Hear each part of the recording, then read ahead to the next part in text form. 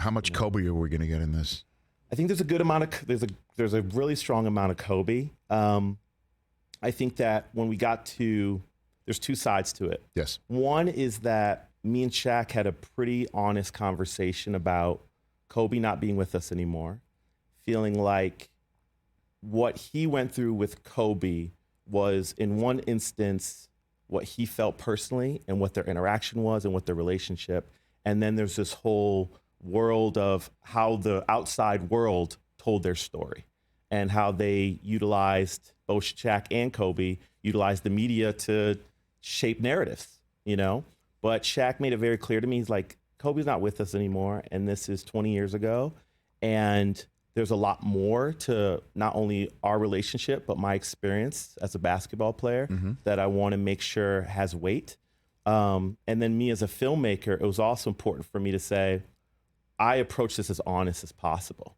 So I have perspective as a writer and a creator to say, there's certain things I want to tell about this story. And over the course of making a film, it shifts, you know, sometimes rather aggressively where, oh, I thought it was more extreme than this in some places where it was and where it wasn't. So my job was to meet kind of a middle ground with that.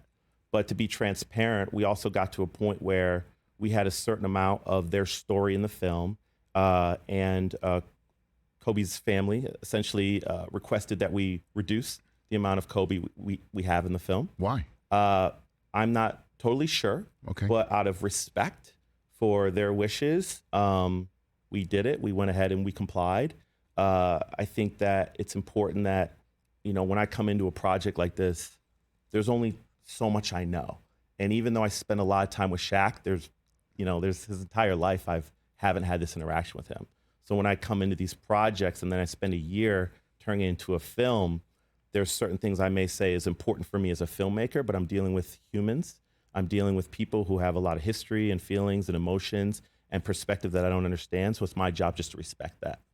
So I'm very proud with what we ended up with as far as our the amount of Kobe content that we have that relates to Shaq's story. But at the end of the day, it's a Shaq film that I'm making. Of course. But I mean, what an important part of it's a very important the Shaq part. career here in LA. I mean, the number of times, I mean, I was on the Sports Center set when this is going down. My wife was covering the team.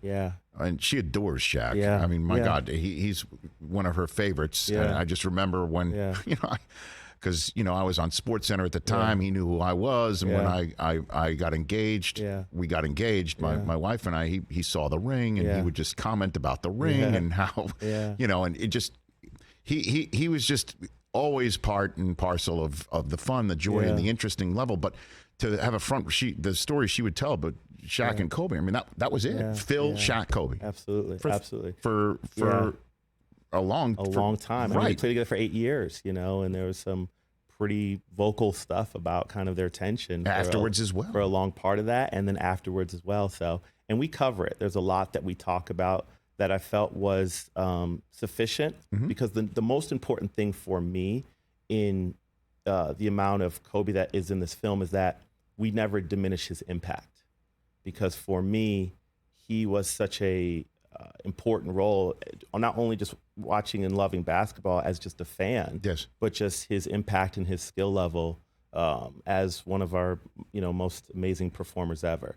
So when we had conversations about reducing him from the series, the most important thing for me was that we never lost the weight of his impact and contribution to their success. All right, and just one last thing on the subject matter. I mean, was that an awkward conversation when you heard about from the Bryant family to say, you know, diminish his?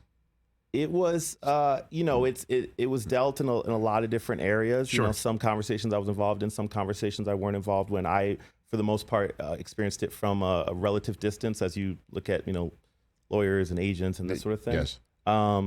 But I don't think it was a difficult, like as a filmmaker, you get excited about certain things because you want to tell a story to a certain scale and depth. Yes. And I'm not about kind of sugarcoating, or I'm not about kind of fluff or things that feel forced in any way. That's just not how I approach what I do.